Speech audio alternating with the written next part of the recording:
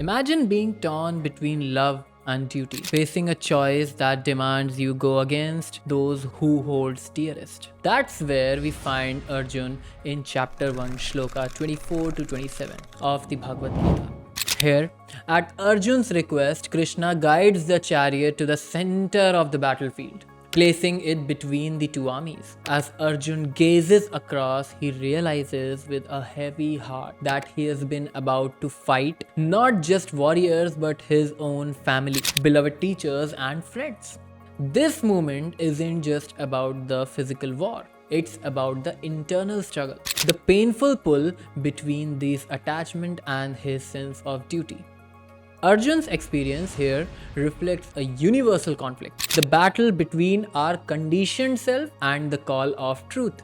When we are faced with choices that ask us to step beyond our attachment, our conditioning pulls us back, filling us with doubt, guilt, and fear. Think about a time when you were torn between what you know was right and what you felt bounded to do because of loyalty, tradition, or love. At this critical moment, Krishna places the chariot right in the middle, giving Arjun a clear view of both armies. But Krishna doesn't offer any advice. He doesn't tell Arjun what to do. Instead, he allows Arjun to see the full scope of his dilemma, to confront the people he loved, the bond he's relied on, now standing on the opposite side. The middle ground that Krishna provides represents something profound.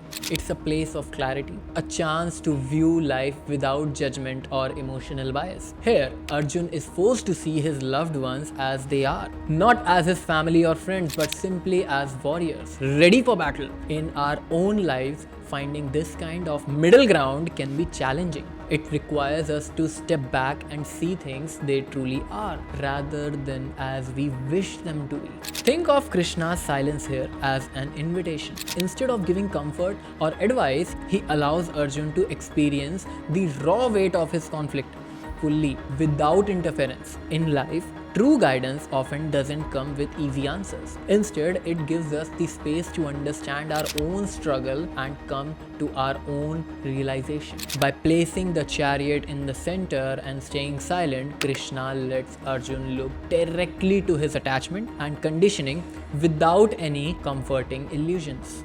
And now, as Arjun looks around, he sees the familiar faces. His uncle, his beloved teacher, Dronacharya, his friends, cousins, even his childhood playmates, all ready to fight him. This is the point where Arjun's inner turmoil reaches its peak. He is torn apart knowing that his duty as a warrior means going against everyone who shaped him and who he holds close. But that struggle isn't unique to Arjun. It's a conflict we all face when we must choose between our own path and the attachment that defines us. Arjun's pain represents the universal moment when we realize that our purpose, our duty, might require us to go against what's comfortable, what feels safe. It is difficult realization that to grow, we often have to let go of the very identities, roles, and relationships we cherish. Our attachment, our families, friends, traditions shape our identity, and they can also limit us. Arjun's deep inner struggle reveal how conditioning often prevents us from seeing life objectively. He's so bounded by his roles as son, nephew, disciple, friend, that these attachments cloud his vision, filling him with doubt and sorrow. Krishna's silent guidance here reminds us that we must confront these attachments directly, not by rejecting love or family, but by seeing them as they are. Sometimes, true love and higher duty lies beyond attachment. They require a willingness to see clearly, to let go of the illusions that keeps us from stepping into a higher self.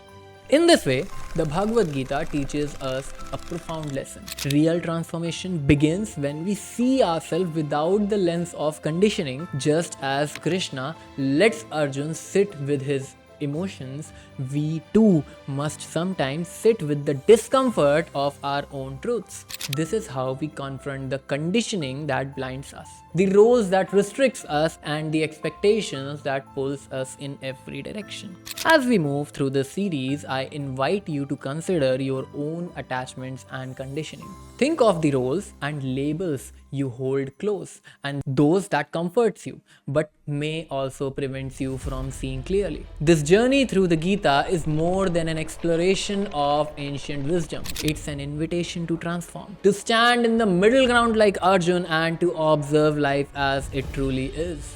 Together, let's awaken to a new way of seeing ourselves and the world. Let's learn to face our conflicts, our conditioning, and our attachment with courage and clarity. By the end of this journey, you will discover a version of yourself that is ready to act from a place of inner freedom and wisdom. If you feel ready to take this journey, to seek beyond your conditioning and awaken your higher purpose, join this moment. Subscribe and follow along and share your thoughts. Together we'll explore the Gita's guidance one verse at a time as we confront the battles within us and transform into our truest selves.